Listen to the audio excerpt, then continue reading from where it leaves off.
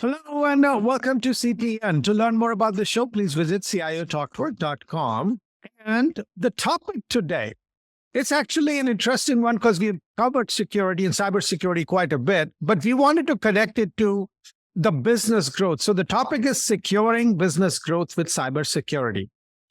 What we're talking about here is essentially that cybersecurity is no longer a technical issue, but we all want it to be a strategic business enabler, but easier said than done. We know it is critical to building trust and reputation, and we know that when we align cybersecurity with the business strategy, that's what it's going to lead to innovation and transformation. And it's going to help with new business models, mergers and acquisitions, all kind of disruptions when they happen. Security again has to be put back on the front seat to make sure that we are a secure first organization, even though you aspire to grow leaps and bounds. But Right. how well are organizations able to do it?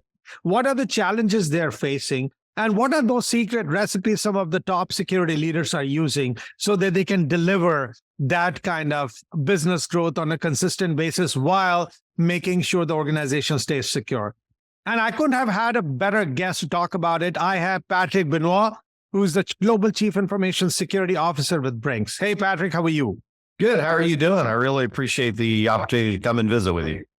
Definitely. The honor is all mine. So since the topic is about business growth, let's talk about that. And let's talk brass tacks. Would you say, or in which all areas would you say cybersecurity actually contributing to business growth? Because the traditional definition of the cybersecurity function is, okay, keep us safe. Sure. And with the misnomer is we always try and put specific widgets that we're selling or services that we're selling as that's the only thing that contributes to business.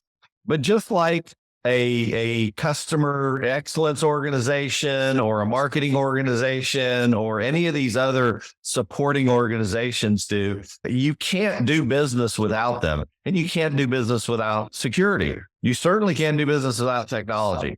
And so being able to be an affirmative part of a sales team, a customer experience team in a company as a CISO makes me part of that team and makes me valuable. If they can take me on a sales call, maybe it's a proposal, a potential prospect or whatever, and put me in front of that customer to talk about how secure we will keep their data and how secure we will make their processing, then all of a sudden, I think we sell quicker than if you just try and do it yourself and bring us in at the end. So you have to use the security organization as a forward-facing marketing tool in some ways and sales tool. So lately, when a lot of people got their names on Wall Street and people got fired, etc., so that created almost a fear, and that drove cybersecurity to come at the forefront. But then, if the fear dwindles, then people have a tendency to pull back from that catalyst, which got them to get around the fear part and or get the credibility going. But then for security to be there forever, literally, and be embedded in the DNA of the business growth process, we got to go beyond that fear instilling face of security and make it more that this will make us think better. This will make us innovate better. Has a thought process started in that area? Yeah, I think it absolutely has. I think we still struggle a lot with ensuring that we think about security in the beginning rather than as an afterthought. I think there's still some struggle with that because especially in the technology arena, people are running so fast. They get all these cool ideas or they run out to talk to some vendor that's going to have some great thing that's going to help them out. And they don't think about the ramifications to the entire environment until after the fact.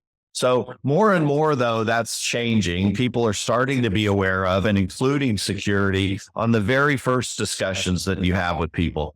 And even if they're just listening and they're understanding what's going on early in the projects, that's going to make the process go a whole lot smoother. And you're going to get feedback from security engineers, security people, security experts that you won't get from if you wait to the end. They have a different view of things, a different perspective of things. And security people also need to learn, though, that they can't talk from the point of view that we're trying to block what's going on. We have to be solutioning as we go. So we do need to call out information that's important to make the innovation successful, but it's how we frame it too. And that's why I always go over this idea of you need to learn how to be a storyteller too. So we established that security could be offering that confidence and the trust, which could help people think that these guys, like that is a company where security is properly implemented, this is a good outfit to work with. That's awesome. But now when we're talking about growth, which comes from you being agile and also you're innovative. When it comes to agility and innovation, tendency is for us to rip things apart, do creative destruction, try to think and tinker with things different ways. But then that is totally 180-degree opposite to when somebody's trying to implement cybersecurity and they want to have related compliance established, they want a stable state versus saying, you keep ripping things apart and I'll be running ahead of you to keep things secure. That seems to be too ambitious a task. So how does an organization on one hand says, go guys, go do your agility stuff and then go do your innovation stuff and we will take care of the security. Can it be realistically done? Well, the mistake that too many people make, and it's not just in this situation, but the mistake is that people fail to realize and fail to accept that in everything we do, there's going to be some duality that goes on like that. In this case, it's convenience or speed versus speed to market versus safety or security. There's a balance point in there. Extremism on either side is not going to satisfy what you need to do as a business. You're not going to be a stable business that way. If you run off with all innovation and you provide no security whatsoever, you're going to fail somehow. You're going to get breached. Something's going to happen. You're going to fail. You might have the coolest, most innovative idea in the world, but nobody's going to want it because they know that their data's not safe. On the other hand, if you try and over-engineer a security solution that ends up driving down the benefit of the innovation to the point that it's not useful anymore, or it's not fast enough anymore, then you've done the same thing. Both extremes will kill the business and kill the idea. So you've got to find a balance point. And then in some cases, it may be if you want to destroy and tear up and innovate when you're testing and developing, then isolate that environment from the rest of the world. Make sure that they can have fun in that sandbox and not risk the rest of the company. And then once it is ready for prime time, apply appropriate controls and move it into the production environment with the rest of the world. There's got to be balance there. There's got to be balance in all things. So when we talk about DevOps and when we talk about continuous improvement and CI/CD and many other new models that are coming up, especially in a cloud environment where you literally want to put 20 things into production every day because you want to stay ahead. That is a different animal than the traditional old, doing the SDLC or other form of changes that you will test, etc. And I'm not saying we will not test, but imagine that environment where you're moving at a warp speed and you want security to catch up and create different environments and test it thoroughly to your satisfaction as a security leader. Do you see us giving away the potential of security being true to its potential in the interest of we trying to do 20 things in a second? I think, again, this is where in some ways security has fallen a little bit behind, not necessarily because of our own desire to stay behind, but sometimes it has to do with, is the company willing to invest? The same way you invest in CI/CD technologies and things to make that pipeline move faster, you are going to have to invest equivalently or appropriately on the security side to have controls that are consistent with that kind of methodology. Taking an old waterfall methodology and advancing it into Agile while leaving your security based in the old perimeter-based single fall kind of SE security is not going to work. So you can't have old security trying to apply to new development if you want to really move fast. you're going to have to invest and bring your security program up to a level where it's integrated into that CI/CD pipeline, where you have continuous scanning, where the developers can ask for their own pen testing and it gives them that testing, or their own dynamic and static application testing, and not wait for the security team to make that work for them. See, we all have been talking about integrating cybersecurity into the business strategy and planning and all the way to execution. Almost like making it put it at the very DNA of the organization. Cool. I mean, we really want that. But then we also have situations where many CISOs have not become business CISOs yet and or considered as a business savvy CISOs. So they are still struggling to get a seat at the table and or getting the leaders at the top to think security first. So is this a pipe dream, or have you, in your experience, have done something where you could confidently say that, yes, based on how you play your cards, this is doable? Because for the most part, most people struggle. Yeah, and I think it's an evolutionary and a maturity kind of process. If we go back and we look at the evolution of a CIO role, if you went back to the 80s, 90s, say, time frame, you had primarily IT directors, and nobody called them, except in the biggest of the biggest companies, CIOs. And even then, CIOs oftentimes reported to CFOs or some other L2 leader in ELT. It took time for CIOs to project the business acumen and confidence that they were how they were building and working towards the same business goal and strategically complementing it before they were believed and they got that seat at the table. What we have in the CISO role is the same thing. If you look at the evolution of the CISO, which I think technically legend is that 1998 was about the first person that was called that. But if you don't really see the real influx of the CISO until after about 2007 or 8, when I forget when PCI first came out, maybe 2007 or 8. And PCI was the ones that said, hey, you got to have a named information security officer, a named head of security. And all of a sudden, people started turning around. Companies would turn around, especially mid-sized companies, and they'd go, oh, gosh, Pat, you're doing the firewall rules. You know the most about security of our network and everything because it was all perimeter based. I think we need to name you as the CISO. You need to be the CISO. And that's okay. Those folks that took those early roles were then very successful at parlaying that into the next bigger company, and they learned more about how to be a CISO as we got more resources and we interacted with community and stuff. But many had never had a business specific role, a business operations side role. And as a result, they just don't have that experience. That's happening more and more as CISOs are brought into that side of the equation. And so it's going to evolve into they're going to have more business acumen. They're going to have more business acumen at that point where they can have those discussions with business leaders, where they can accompany a sales team out to the customer and face the customer and be strategic. That's when that seat at the table will start to occur.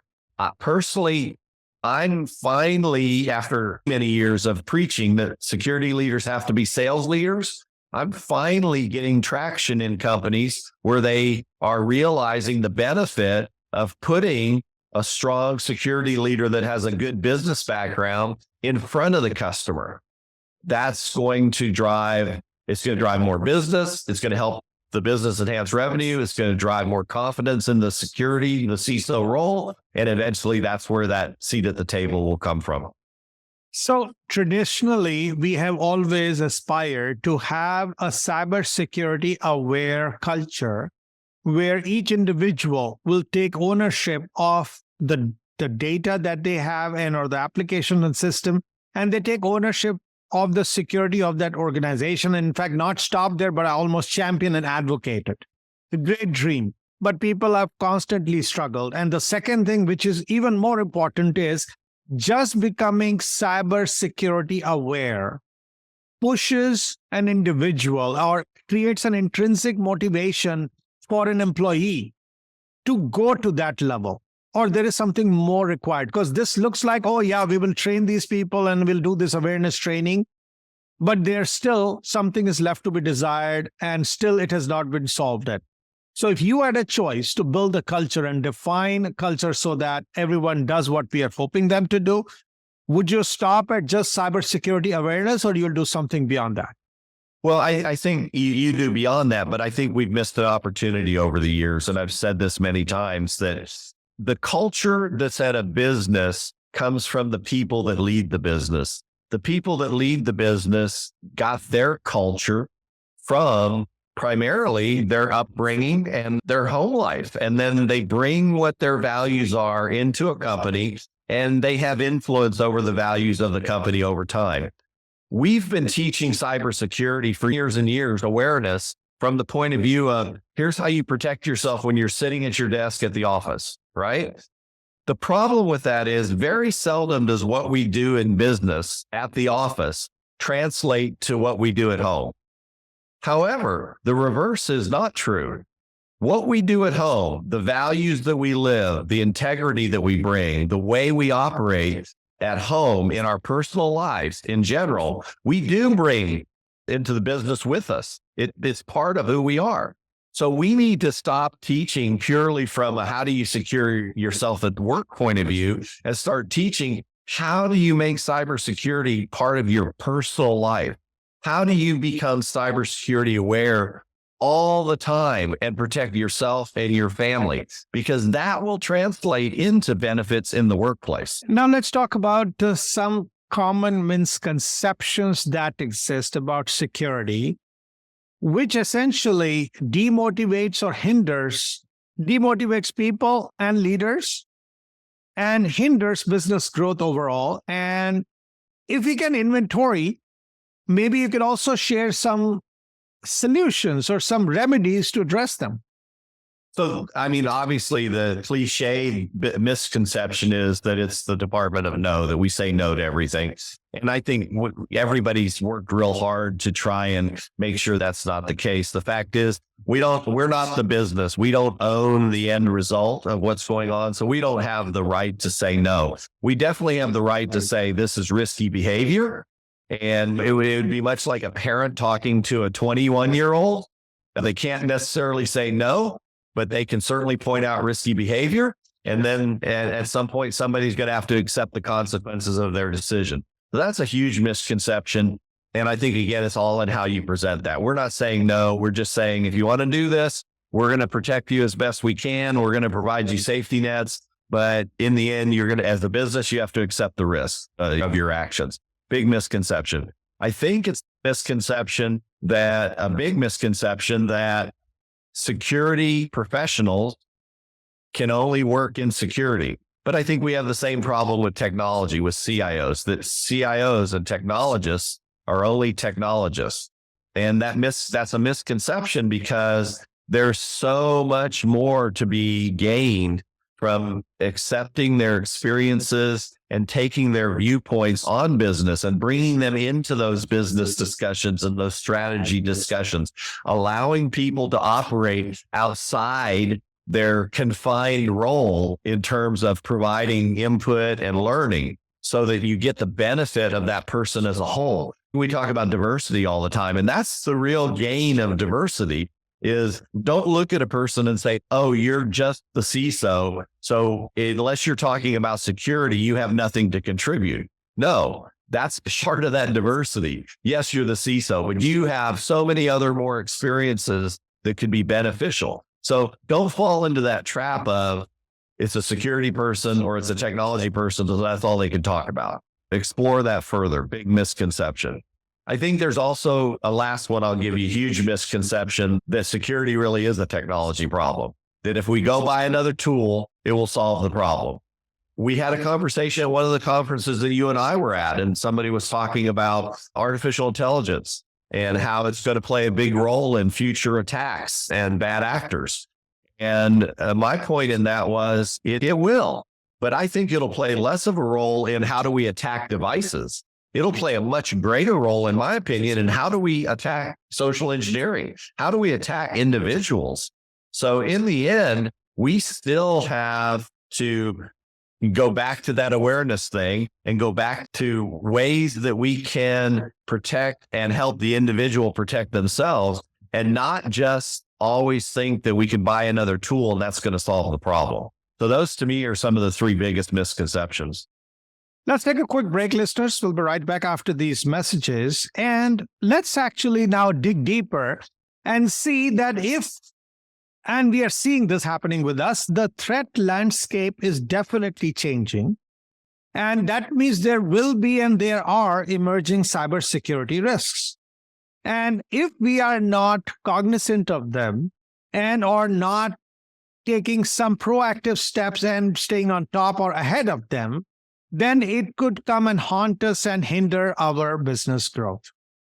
So, which emerging cybersecurity risks we should be aware of as businesses, and what are some of the ways we can stay ahead of the curve and try to make sure that the business growth is not dampened or hindered or stalled? Please stay tuned. We'll be right back.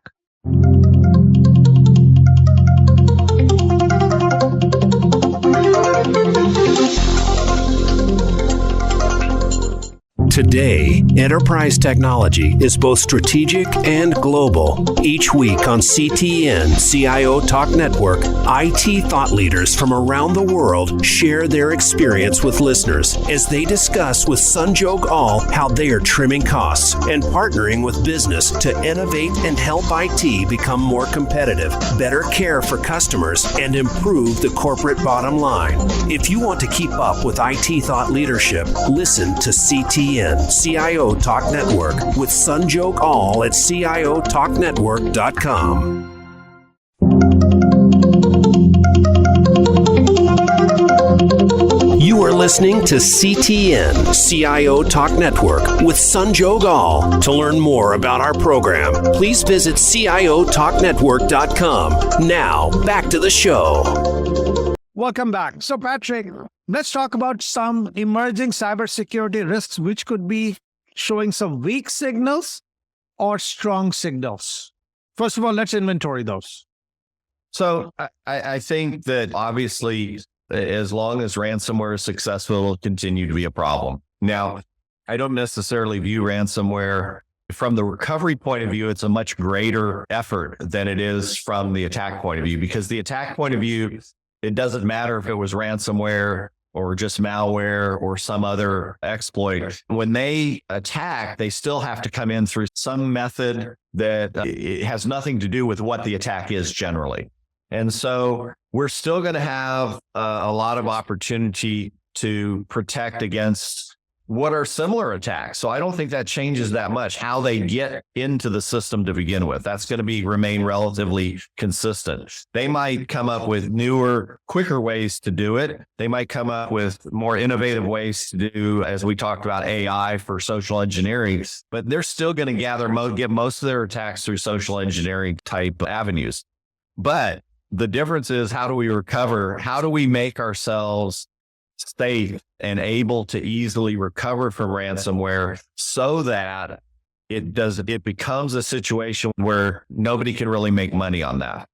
If we are able to recover and it just becomes a natural event that, oh, it happened and now we move on, and there's no economic benefit to the attackers, then that's going to fall away eventually.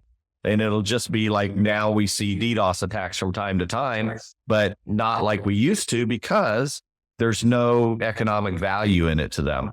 So I think that's important. But I think where we're really going to see an uptick, frankly, is we continue to build technology debt.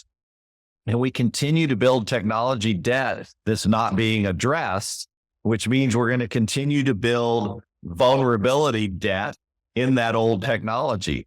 And so we have to take the time and invest in the basics and the hygiene things. And it's not sexy, but the fact that most companies cannot tell you where all their equipment is, where all their data is, and cannot tell you that they have all of their vulnerabilities accounted for, that they're patched 100%, that they have no end of service, end of life assets out there. That's a fact. And that's still going to be our greatest exposure to attackers is those basic things because we're so fundamentally focused on looking for the next new thing. So if we ever had best practices about handling cybersecurity, especially when you got some third-party cybersecurity risks that we might encounter, and also making sure that the vendors and partners meet those standards, given the landscape, the speed at which the same security landscape is changing, we might have to reimagine them. And first of all, I wanted to ask you, are you reimagining them as representative of the cybersecurity community, or you're picking something that used to work in 2018 and still applying them? I think it's a mix of both because there are still some good practices, some things from way back when that are still applicable. Patching your systems, that hasn't changed. We still got to patch our systems. But yeah, there are things we can look at that might be new ways to deal with the problems. We see that all the time with emergence of the idea, the concept of zero trust. And finally, we're getting past the idea that's a thing, and people are starting to understand that's a philosophy, a concept, a viewpoint, an approach. And so that's an evolution, and that's a new thing. We need to get past this idea that we can only have either best in breed products or we have to have an integrated platform. It doesn't have to be either or. The best in breed idea is why we have thousands of vendors out there, and every day we get saturated with more vendors of products. And so it makes it very difficult to even sort through the noise to get to what really works. And for everything that really works, there may be 10 or 15 that only works a little bit. So I think that's where our greatest opportunities lie in innovation, is to be able to cut through the noise somehow. That's what we need innovation in.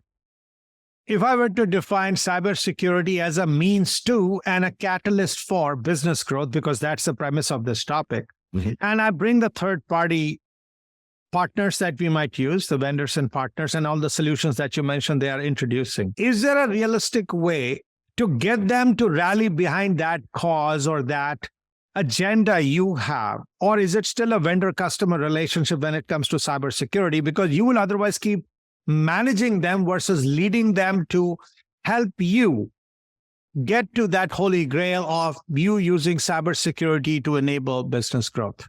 I think you have to be creative, and you have to understand what your particular business model is. For example, if you're in a business model such that let's say a lot of your vendors are smaller SMB type vendors, small, mid-sized vendors, and they don't have the investment capability for security that you might have as a large company, let's say.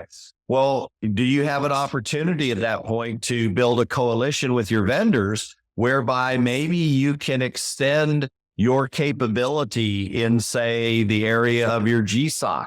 Maybe they can't afford to go to that level. And so you can extend through coalition and provide to your vendors some kind of benefit to that, and to your customers. Maybe you have smaller customers. Maybe you could do it the same way. And the customers could pay for that at a much lower rate because you're using economies to drive your prices down.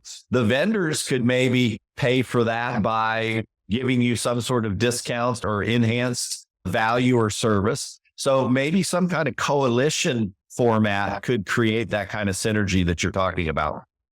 And when you try to do that, how have the vendors and partners stepped up to help you meet your agenda? Are you finding that warmth building between the cybersecurity leaders and the vendor partners that exist, and especially when you keep seeing new people come? And then even if you had a good partner who had a good relationship but doesn't have the solution you want, then you're stuck again, right? To go after new people. What does that look like? That this revolving door of sorts? And I don't know that there's any panacea to the revolving door. There's no secret to that. I think that's going to continue, because what I see happening is when companies are startup or early stage, they're very willing to be collaborative and to build that kind of a situation where you can both benefit together. You can help them benefit their product through your information and your testing and your feedback. and they can help you through pricing or through whatever other means they have. And that's always very common, in my opinion, in the startup and early stages. What we have seen over recent years and decades is we see large companies, multi-billion-dollar companies, or multi-million at the very least, that want to get into the security space, as an example, from maybe whether it be networking or some other space. And they're trying to get into it because they see that there's money in security to be made.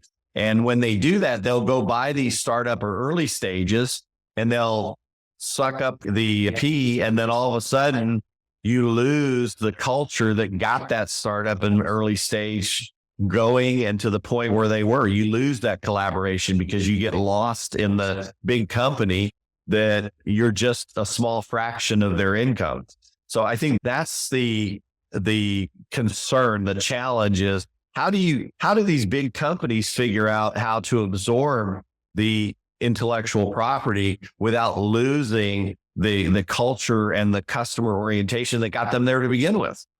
Can reasonably cybersecurity be made flexible and scalable so it could be reduced in terms of its complexity and or scaled in terms of its scope by doing it very quickly, basically making it nimble? So that when business is growing, or interestingly nowadays, for example, we are talking about reception, so businesses want to shrink. But since security has a cost, you don't want to have Ferrari level security for a buggy cart based business. And that's, you either have heard or I psychically gave you one of my common phrases, which is, I don't need a Ferrari to haul hay, I need a truck. And so don't bring me solutions that are 7-figure solutions that have 15 functions that I don't need. Bring me the truck that will let me haul the hay and does what I do need it to do for a fraction of the price. And I think some companies, some vendors have learned how to do that by giving you the ability to select off a menu and kind of modularize where you can. Some companies, the product doesn't lend itself to doing that. It is kind of an all or nothing product. So I get it. But that's where we look at this change now from the idea of best in breed. Everybody was chasing best in breed, and you had to be in the leaders quadrant. You had to be in the front wave. You had to be best in breed. And that's why we have this, as I said, this saturation of vendors. I think now we're going to see the other side of the pendulum swing the other way. We're going to start to see vendors that have figured out that as a CISO, it's not like I want all my eggs in one basket, but I also don't want 100 baskets. So again, we got to come back to a balance point that says, here are some integrated platforms that use best in breed modules that if you want to buy them individually, you can. However, we will also offer you an integrated platform that does this logical piece of your program. And you don't have to have 100 vendors. Maybe now we get down to 10 vendors or 20 vendors, but it's not 100. I think that's the opportunity that's in front of us. If you had to reimagine the leadership style, the communication style, the way you play politics, not in a negative sense, but basically rally everybody and rather lead them versus manage upwards, downwards, sideways, what would you change or recommend changing in the way a CISO functions today so that they can eventually fulfill that agenda or contribute effectively towards that agenda of securing the business growth? Yeah. Well, I mean, first of all, I tell all leaders that they need to stop seeing themselves as whatever their technical specialty is. Stop seeing yourself as only a CISO. Stop seeing yourself as only a CIO, as only a CFO, and start seeing yourself as a business person. And in addition to that, a salesperson. So you've got to learn to build a story and tell a story. And when you talk about, quote, politicking, you're talking about the art of influencing is what you're really talking about, is getting and you can only do that by getting your story across. If you can't tell a compelling story that people want to listen to and want to invest money in, it doesn't matter if you're the greatest CISO or the greatest CIO in the world. you're still not going to go anywhere with your program. So learn to tell stories. That's what I would tell everybody to change. Read and learn about sales tactics and sales techniques and develop this ability to put together a compelling story. That's what's going to make you most successful on the business side. And one final question is, if you had to get help, because I'm asking a whole lot from the CISO leaders to show and show your magic, right? But of course, everybody needs help, and there's nothing wrong with asking for help. So if you were to go back and appeal to business, given the way the whole security landscape is shifting, right? What help should the rest of the organization and the people within it should offer the CISO and the security team so that they help you help themselves? Yeah, and that's exactly the way it was coming across in my head as you were saying that is, we have to stop going to the business and saying, we have to secure you.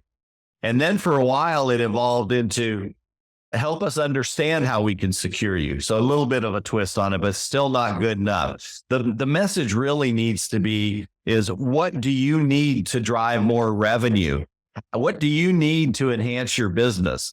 Tell me that. Let me understand that and learn about that. And then I'm the expert. I can tell you how we could solution that to help you get to that result. So again, it's all about that compelling story. And we have to start thinking empathetically about what's the business trying to do? Well, the business is trying to keep customers, get new customers, drive business, enhance revenue. So how are you going to do that on the business side?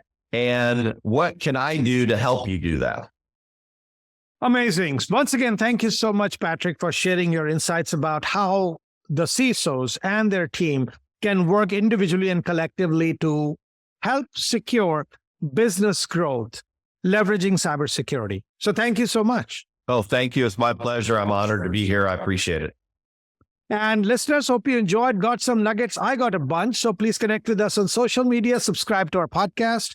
Once again, thank you for listening to CTN. This is your host, Sanjog All, signing out. Till next week, take care and God bless.